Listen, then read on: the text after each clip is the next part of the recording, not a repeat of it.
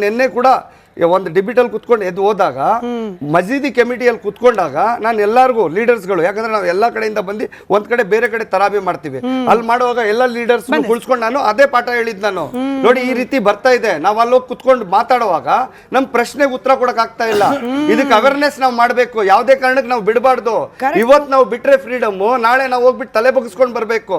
ಸುಮ್ಗೆ ಹೋಗಿ ನಾನು ಮೀಡಿಯಲ್ಲಿ ಕುತ್ಕೊಂಡು ನನ್ನ ಫೇಸ್ ವ್ಯಾಲ್ಯೂ ಬರುತ್ತೆ ಅಥವಾ ನನ್ನ ಹೆಸರು ಹೈಲೈಟ್ ಆಗುತ್ತೆ ಅಂತ ಹೇಳ್ಬಿಟ್ಟು ಹೋಗಿ ನಾನು ಕುತ್ಕೊಂಡ್ ಬರಲ್ಲ. ಅವರಿಗೆ ಶಿವಾಜಿ ಮಹಾರಾಜರ ಬಗ್ಗೆ ಪಾಠ ಮಾಡೋ ಅವಶ್ಯಕತೆ ಇದೆ. ಪ್ರತಿಯೊಬ್ಬರು ಮಹಾರಾಜರ ಬಗ್ಗೆನೂ ಪಾಠ ಮಾಡಿಸಬೇಕು, ಇತಿಹಾಸ ನೋಡಿ. ಫಾರೂಕ್ ಅವ್ರಿಗೆ ಗೊತ್ತಾದಷ್ಟು ನಾಗೇಂದ್ರ ಸರ್ ಮುಸಲ್ಮಾನ್ ಸಮುದಾಯದ ಏಕಮೇವ ದ್ವಿತೀಯ ಲೀಡರ್ ಅಂತ ಹೇಳಿ ಕರೆಸ್ಕೊಳ್ಳುವ ಪ್ರಯತ್ನ ಮಾಡ್ತಿದ್ದಾರೆ ಅನ್ನೋ ಆರೋಪ. ನಾನು ಬಹಳ ಯೋಚನೆ ಮಾಡಿ ಪದಗಳನ್ನ ಬಳಕೆ ಮಾಡ್ತಿದ್ದೀನಿ ಸರ್. ಮುಸಲ್ಮಾನ್ ಸಮುದಾಯದ ಏಕಮೇವ ದ್ವಿತೀಯ ಲೀಡರ್ ಅಂತ ಹೇಳಿ ಅನ್ನಿಸ್ಕೊಳ್ಬೇಕು ಅಂತ ಪ್ರಯತ್ನ ಪಡ್ತಿದ್ದಾರೆ ಅನ್ನೋ ಆರೋಪ ಇರುವ ಸಚಿವರಾದ ಜಮೀರ್ ಅಹಮದ್ ಖಾನ್ ಅವರು 2 ದಿನದಿಂದ ಲಿಪ್ ಸೀಲ್, ಹಿಂಗ ಮಾಡಬೇಡ್ರಪ್ಪ, ನಿಮ್ಮ ಕಡೆಯಿಂದ ನಾವು ತಲೆ ತಗ್ಗಿಸ್ಬೇಕಾಗತ್ತೆ, ನಮ್ಮ ಸಮುದಾಯದ ಮೇಲೆ ಕೆಟ್ಟ ಹೆಸರು ಬರುತ್ತೆ, ಕರಿಯಕ್ಕೊಂದು ಮೀಟಿಂಗ್ ಅನ್ನ ಕೂರಿಸ್ಕೊಂಡು ಪಾಠ ಮಾಡೋದಕ್ಕೆ ಪುರ್ಸೊತ್ತಿಲ್ಲದಷ್ಟು ಜಮೀರ್ ಅಹಮದ್ ಖಾನ್ ಅವರು ಬಿಸಿ ಏನಿದ್ದಾರೆ. ನಾನು ಅದಕ್ಕೆ ಕರೆಕ್ಟ್ ಆಗಿ ಕೇಳಿಸ್ಕೊಳ್ಳಿ, ಕರ್ದು ಒಂದು ಮೀಟಿಂಗ್ ಮಾಡಕ್ಕೆ, ಕರ್ದು ಒಂದು ಬುದ್ಧಿ ಹೇಳಲಿಕ್ಕೆ ಟೈಮ್ ಇಲ್ಲದಷ್ಟು ಬಿಸಿ ಏನಿದ್ದಾರೆ. ಅಲ್ಲ, ನನ್ನ ಅವಕಾಶ ಇದೆ, ಮಿತ್ರ ಮಾತುಗಳೆಲ್ಲ ಕೇಳಿದ್ದೀನಿ. ಮೊದಲನೇದಾಗಿ ರಾಜ್ಯ ಸರ್ಕಾರ 2.5 ವರ್ಷಗಳ ಕಾಲದಲ್ಲಿ ಇಂಥ ಅನೇಕ ವಿಚಾರಗಳನ್ನು, ಕೋಮುಗಲಭೆಗಳನ್ನು ಕರ್ನಾಟಕ ರಾಜ್ಯದಲ್ಲಿ ಗಂಭೀರವಾದಂಥ ಪರಿಸ್ಥಿತಿಯಲ್ಲಿ ನೋಡಿರ್ತಕ್ಕಂಥದ್ದು ಕಣ್ಣು ಮುಂದೆ ಇದೆ. ನಾನು ಹೇಳ್ತಾ ಇರ್ತಕ್ಕಂಥದ್ದು ಯಾವೊಂದು ಬಸವಣ್ಣನ ನಾಡು, ಇವ್ರು ಪದೇ ಒಂದು ಪದ ಬಳಕೆ ಮಾಡ್ತಾ ಇರ್ತಾರೆ ಕಾಂಗ್ರೆಸ್ ಅವರು. ಸರ್ವ ಜನಾಂಗದ ಶಾಂತಿಯ ತೋಟ ಮತ್ತು ಸಾಮಾಜಿಕ ನ್ಯಾಯ, ಇವೆಲ್ಲ ಕೂಡ ದೊಡ್ಡ ಪದಗಳು ಮಾತಾಡ್ತಾ ಇರ್ತಾರೆ. ಒಂದು ಶಿವಾಜಿ ಅವರ ಒಂದು ಪ್ರೊಸೆಷನ್ ನಡೀತಾ ಇದೆ ಅನ್ನುವಂಥ ಸಂದರ್ಭದಲ್ಲಿ ಕರ್ನಾಟಕ ರಾಜ್ಯದಲ್ಲಿ ಹುಬ್ಬಳ್ಳಿ ಆಗಿರ್ಬೋದು, ಧಾರವಾಡ, ಮಂಡ್ಯ, ನಾಗಮಂಗಲ, ಜಗಜೀವನನಗರ, ಶಿವಮೊಗ್ಗ, ಈ ಥರ ಅನೇಕ ಸಂದರ್ಭಗಳಲ್ಲಿ ಇಂಥ ಅನಾಹುತಗಳು ನಡೆದಂಥ ಸಂದರ್ಭದಲ್ಲಿ ಟೋಟಲ್ ಫೇಲ್ಯೂರ್ ಆಗಿರ್ತಕ್ಕಂಥದ್ದು ಇಂಟೆಲಿಜೆನ್ಸು, ಹೋಮ್ ಮಿನಿಸ್ಟ್ರಿ. ನೀವು ಪರ್ಮಿಷನ್ ಕೊಟ್ಟಿದ್ದೀರಾ, ಅವ್ರು ಹೇಳ್ತಿದ್ರು 10 ಗಂಟೆಯಲ್ಲಿ ಅಂತಕ್ಕಂಥ ಪರ್ಮಿಷನ್ ಇಲ್ಲಿದೆ, ಯಾವ ಟೈಮಿಂದ ಇಲ್ಲಿಗೆ ಯಾವ ಮೆರವಣಿಗೆ ಹೋಗುತ್ತೆ ಅಂತಕ್ಕಂಥದ್ದು. ಯಾವ್ದ್ರ ಬಗ್ಗೆ ಮಾತಾಡ್ತಾ ಇದ್ದೀರಾ ನೀವು? ಏನ್ ಕಾನೂನು ಅಷ್ಟೊಂದು ಅದಕ್ಕೆ ಹೋಗಿದ್ಯಾ? ಯಾವ ರಸ್ತೆಯಲ್ಲಿ ಹೋಗ್ಬೇಕು, ಎಷ್ಟು ಗಂಟೆಗೆ ಎಲ್ಲೆಲ್ಲಿ ಹೋಗುತ್ತೆ, ಎಷ್ಟು ಜನ ಸೇರ್ತಾರೆ, ನಿಮ್ಗೆ ಪರ್ಮಿಷನ್ ಕೊಡ್ಬೇಕಾ ಇಲ್ವಾ ಅಂತಕ್ಕಂಥದ್ದು ಹೋಮ್ ಮಿನಿಸ್ಟ್ರಿ ಸೇರಿರ್ತಾರೆ. 10:30 ತನಕ ಪ್ರಾರ್ಥನೆ ಮಾಡೋದು ತಪ್ಪಲ್ಲ, ಬಟ್ ಶಿವಾಜಿ ಮಹಾರಾಜರ ಮೆರವಣಿಗೆ 10:30 ತಗೊಂಡು ಹೋಗೋದು ತಪ್ಪು ಅಂತ ಅದನ್ನೇ ಹೇಳ್ತಿದ್ದೀನಿ. ಈಗ ಒಂದ್ ನಿಮಿಷ ಇರಿ, ನಮ್ ಸರ್ದಿ ಇದೆ.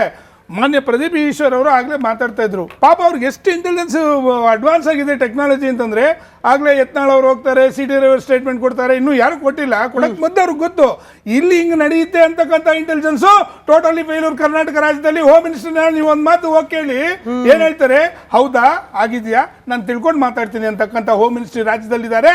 ಬೇಜವಾಬ್ದಾರಿ ಹೇಳಿಕೆಗಳಿಂದ ಈ ರಾಜ್ಯದಲ್ಲಿ ಬೇಕು ಅಂತಾನೆ ಇಂಥ ಒಂದು ವಿಚಾರಗಳು ನಡೀತಾ ಇರ್ತಕ್ಕಂಥದ್ದು. ಮೇಡಮ್, ಎಲ್ಲ ಬೀದಿಲಿ ನಡೆದಿರ್ತಕ್ಕಂಥ ಸೆಕ್ಯೂರಿಟಿ ಕೊಡೋಂಥ ವಿಚಾರ ಅಲ್ಲ ಇದು. ವಿಧಾನಸೌಧ ಒಳಗಡೆನೆ ಪಾಕಿಸ್ತಾನ ಜಿಂದಾಬಾದ್ ಅನ್ನೋ ಸಂದರ್ಭದಲ್ಲಿ ಇವರೇನು ಮಾಡಕ್ಕಿಲ್ಲ ಅಂತಕ್ಕಂಥದ್ದನ್ನ ಇವ್ರು ಸ್ಪಷ್ಟವಾಗಿ ಹೇಳ್ಬೇಕು. ಮತ್ತೆ ಎರಡನೇದವ್ರು ಹೇಳ್ತಿದ್ರು ಪದೇ ಕೂಡ ಈ ರಾಜ್ಯದಲ್ಲಿ ಈ ರೀತಿ ಆಗ್ತಾ ಇರುವಂತ ಸಂದರ್ಭದಲ್ಲಿ ಅನಾಹುತಗಳು ಯಾಕೆ ಇವ್ರು ಇವತ್ತಿನವರೆಗೂ ತಗೊಂಡಿಲ್ಲ ಅಂತಂದ್ರೆ, ಒಂದು ರೀತಿ ಓಲೈಕೆ ರಾಜಕಾರಣ, ಇದು ಪಕ್ಕಾ ಓಲೈಕೆ ರಾಜಕಾರಣ. ಈಗ ನೋಡಿ, ನಾಳೆ ಹೋಗ್ತಾರೆ ಅವರ ಒಂದು ಸಮುದಾಯದ ನಾಯಕರಲ್ಲಿ ಹೋಗ್ತಾರೆ, ಹೋಗ್ಬಿಟ್ಟು ಹೇಳ್ತಾರೆ ಅವರು ಇದು ನಡೆದಿರ್ತಕ್ಕಂಥದ್ದು ಏನು. ಇನ್ನೂ ಒಂದು ಮಾತು ಹೇಳ್ತಿದ್ರು, ಯಾವುದು ರಂಜಾನ್ ಸಂದರ್ಭದಲ್ಲಿ, ರಂಜಾನ್ ಸಂದರ್ಭದಲ್ಲಿ ಯಾವುದೇ ವ್ಯಕ್ತಿ ಕೂಡ ಗಲಭೆಗಳಿಗವರು ಕೊಡೋದಿಲ್ಲ. ಈ ರೀತಿ ಉದ್ದೇಶಪೂರ್ವಕವಾಗಿ ಮಾಡ್ತಾ ಇರ್ತಕ್ಕಂಥವು ಇವೆಲ್ಲ ಯಾಕೆ ಅಂತಂದ್ರೆ, ರಾಜ್ಯ ಸರ್ಕಾರದಲ್ಲಿ ಹಣ ಇಲ್ಲ, ದಿವಾಳಿ ಎದ್ದೋಗಿದೆ. ದಿನ ಬೆಳಗಾದ್ರೆ ಇಂತ ಒಂದು ಸ್ಟೇಟ್ಮೆಂಟ್ 4 ದಿನ ನಡ್ಕೊಂಡ್ರೆ 5 ದಿನಕ್ಕೆ ಇನ್ನೊಂದು ಬರುತ್ತೆ. ಹೇಳಿ ಸರ್, ಹೇಳ್ತಾ ಇದ್ದೀರಲ್ಲ, ಇವಾಗ ನೀವೇನ್ ಹೇಳ್ತಾ ಇದ್ದೀರಾ, ರಾಜ್ಯ ಸರ್ಕಾರದವರು ಅವ್ರ ತಂಜೀಮ್ನ ದುಡ್ಡು ಕೊಟ್ಬಿಟ್ಟು ಕಳ್ಸಿಕೊಟ್ಟಿದ್ದಾರೆ ಅಂತ. ನಾನು ಯಾವುದೇ ಅದೆಲ್ಲ ಹೇಳ್ತಿರ್ತಕ್ಕಂಥದ್ದು ಸಿಂಪಲ್ ಮಾತು. ನೀವು ತಿರುಗಿಸ್ತಾ ಇದ್ದೀರಾ ಮಾತು. ಕೇಳಿ, ಕಾನೂನಿನ ಪರಿಸ್ಥಿತಿ ಉತ್ತರ ಕೇಳಿ. ಇಲ್ಲಿ ಏನಾಗಿದೆ ಅಂತಂದ್ರೆ 10 ಸತಿ ಇಂತ ಗಲಭೆಗಳು ನಡೆದಂತ ಸಂದರ್ಭದಲ್ಲಿ ಪ್ರತಿ ಪ್ರತಿಯೊಂದು ಇಂಟೆಲಿಜೆನ್ಸ್ ಇರಬೇಕು. ಎಷ್ಟು ಗಂಟೆ ಒಂದು ಪರ್ಮಿಷನ್ ನೀವು ತಗೊಳಕ್ ದಯಮಾಡಿ ಒಂದು ಪರ್ಮಿಷನ್ ಅಪ್ಲೈ ಮಾಡಿ. 28 ಕಾನೂನುಗಳಿದೆ. ಅದರಲ್ಲಿ ನೀವು ಹಾಗಾದ್ರೆ ಮುನ್ನೆಚ್ಚರಿಕೆ ಕ್ರಮ ಏನ್ ಕೈಗೊಳ್ಳುತ್ತೀರಿ? ಮುನ್ನೆಚ್ಚರಿಕೆ ಕ್ರಮ ಏನ್ ಕೈಗೊಳ್ಳುತ್ತೀರಿ? ಗಣೇಶ ಕೊಡಿಸೋದಕ್ಕೆ ನಾನೇ ಮಾಡ್ಕೊಡ್ತೀನಿ. ನನ್ನ ಲೆಟರಲ್ಲೇ ಮಾಡ್ಕೊಡ್ತೀನಿ.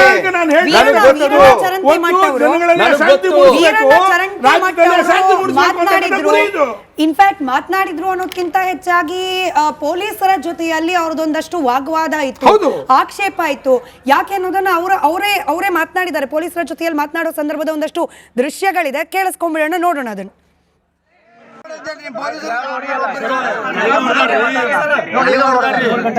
ಏನು ಮಾಡಿ ನನಗೆ ಹೊಡೆದಾರೆ ಇಂಡಿಯಾದಲ್ಲಿ ಬರಬೇಕಾದ್ರೆ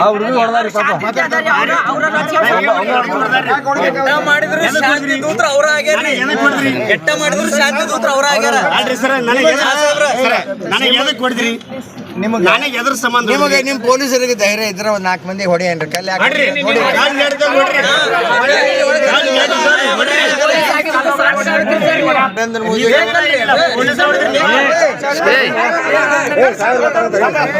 ನರೇಂದ್ರ ಮೋದಿ ಗೌರ್ಮೆಂಟ್ ಐತೆ ನೆನಪಿಟ್ಕೊಂಡ್ರಿ ಅವ್ರಿಗೆ.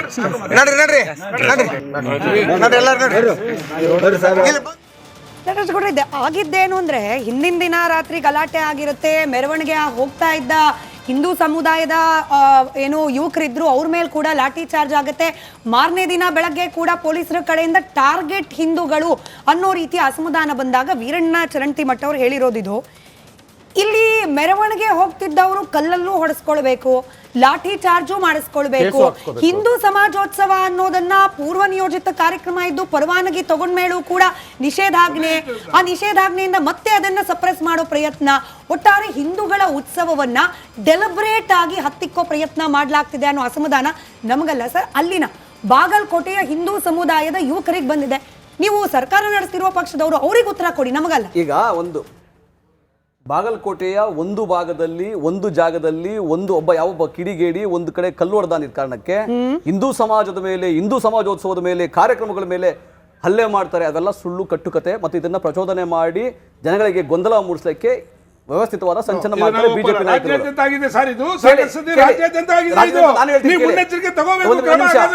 ಕಲಬುರಗಿಯಲ್ಲಿ, ಬೆಂಗಳೂರಿನಲ್ಲಿ, ಮೈಸೂರಿನಲ್ಲಿ ಇವರು ಶ್ರೀರಾಮನವಮಿ ಶೋಭಾಯಾತ್ರೆ ಅಂತ ಮಾಡ್ತಾರೆ.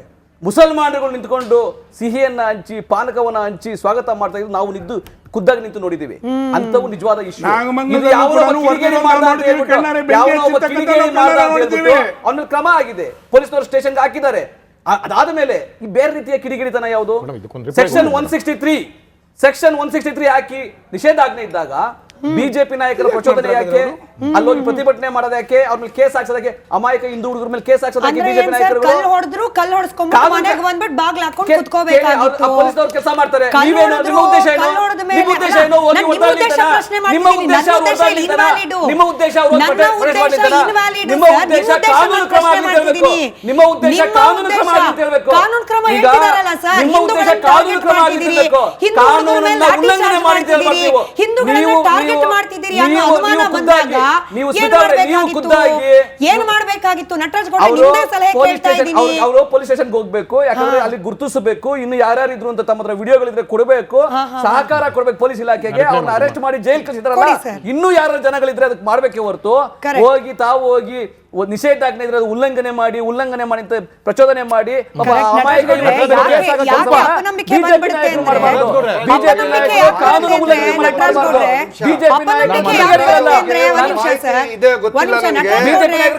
ಹಿಂದೂ ಮುಖಂಡರು ನಿಂತ್ಕೊಂಡು ಏನ್ ಮಾಡ್ತಾರೆ ಗೊತ್ತಾ? ಸ್ಟೇಷನ್ ಹತ್ರ ಹೋಗ್ಬಿಟ್ಟು ನಿಂತ್ಕೊಂಡು ಪ್ರೊಟೆಸ್ಟ್ ಮಾಡ್ತಾ ಇರ್ತಾರೆ. ಪ್ರೊಟೆಸ್ಟ್ ಮಾಡುವಾಗ ಓಪನ್ ಆಗಿ ಹೇಳ್ತಾರೆ, ನೋಡಿ ನಾವು ಪ್ರೊಟೆಸ್ಟ್ ಮಾಡ್ತಾ ಇದೀವಿ, ನಾವು ಕಾನೂನು ಪರವಾಗಿ ಬಂದು ಇಲ್ಲಿ ನಿಂತ್ಕೊಂಡು ನಾವು ಪ್ರೊಟೆಸ್ಟ್ ಮಾಡ್ತಾ ಇದೀವಿ, ನಾವು ಯಾವುದೇ ಗಾಡಿಗೆ ಬೆಂಕಿ ಹಚ್ತಾ ಇಲ್ಲ, ನಾವು ಎಲ್ಲೂ ಕಲ್ಲು ಹೊಡಿತಾ ಇಲ್ಲ ಅಂತ ಹೇಳ್ಬಿಟ್ಟು ಹಿಂದೂ ಮುಖಂಡರೇ ಹೇಳ್ತಾರೆ. ನಾವು ಇಲ್ಲ ಮಾಡ್ತಾರೆ, ನೋಡಿದ್ದೀನಿ. ಮಾಡಬಾರ್ದು. ಆದ್ರೆ ಮಾಡಿದ್ದಾರೆ. ಮಾಡಿದಾಗ್ಲೂ ಏನ್ ಹೇಳ್ತಾರೆ ಅಂದ್ರೆ ನಾವು ಯಾವ್ದು ಕಾನೂನ್ನ ಕೈಯಲ್ಲಿ ತಗೊಳ್ತಾ ಇಲ್ಲ. ನಾವು ಕಾನೂನು ಪರವಾಗಿ ಬಂದು ಕಾನೂನಲ್ಲಿ ನ್ಯಾಯ ಕೇಳ್ತಾ ಇದೀವಿ, ನಮಗ್ ನ್ಯಾಯ ದೊರಕಿಸ್ಕೊಡಿ ಅಂತ ಕೇಳ್ತವ್ರೆ. ನಾನ್ ಸಿಂಪಲ್ ಆಗಿ ಹೇಳ್ತಾ ಇರೋದು ನೋಡಿ, ನಾನು ಹೇಳ್ತಾ ಇರೋದು ಹಿಂದೂ ಮುಖಂಡರಾಗಿರ್ಲಿ ಅಥವಾ ಮುಸಲ್ಮಾನರ ಮುಖಂಡರಾಗಿರ್ಲಿ ಅನ್ಯ ಧರ್ಮದವ್ರು ಇರ್ಲಿ ಯಾರಾದ್ರೂ ಇರ್ಲಿ, ನಾನು ಹೇಳೋದೇನಂದ್ರೆ ಕಾನೂನ್ನ ಕೈಯಲ್ಲಿ ತಗೊಳ್ಳೋದು ಮಹಾ ತಪ್ಪು. ನಾವ್ ಯಾವ್ದೇ ಕಾರಣಕ್ಕೆ ತಗೊಳ್ಬಾರ್ದು. ಇವಾಗ ಚಪ್ಲಿ ಎಸ್ದಿರೋರು ಇರ್ಲಿ, ಕಲ್ಲು ಹೊಡೆದಿರೋರು ಇರ್ಲಿ, ನಾನು ಈಗ್ಲೂ ಹೇಳ್ತಾ ಇದ್ದೀನಿ, ಕಠಿಣ ಶಿಕ್ಷೆ ಹೇಗಾಗ್ಬೇಕಂದ್ರೆ ಅವ್ರಿಗೆ ನಾನ್ ಬೇಲೆಬಲ್ ಕೇಸ್ ಆಗ್ಬೇಕು. ಮತ್ತೆ ನಾನೊಂದು ಪ್ರಶ್ನೆ ಕೇಳ್ತೀನಿ. ಒಂದ್ ನಿಮಿಷ ಕೇಳಿ, ನಾನು ಹೇಳ್ತೀನಿ. ನಿಮ್ಗೊಂದು ಪ್ರಶ್ನೆ ಕೇಳ್ತೀನಿ. ನೋಡಿ, ಇವತ್ತು ಇಂಥ ಘಟನೆಗಳು ದೊಡ್ಡ ಮಟ್ಟದಲ್ಲಿ ರಾಜ್ಯದಲ್ಲಿ ನಡೆದಂತ ಸಂದರ್ಭದಲ್ಲಿ ಕಾನೂನು ಸುವ್ಯವಸ್ಥೆ ಹಾಳಾಗುತ್ತೆ ಅಂತಕ್ಕಂಥ ಮೊದಲೇ ಗೊತ್ತಿದ್ದು ಪರ್ಮಿಷನ್ ಕೊಡುವಂತ ಸಂದರ್ಭದಲ್ಲಿ ಮುನ್ನೆಚ್ಚರಿಕೆ ಕ್ರಮಗಳು ಏನೇ ತಗೊಂಡಿದ್ದೀರಾ? ಎಷ್ಟು ಜನ ಪೊಲೀಸ್ಗಳು ಹಾಕಿದ್ದೀರಾ? ಎಷ್ಟು ಇಂಟೆಲಿಜೆನ್ಸ್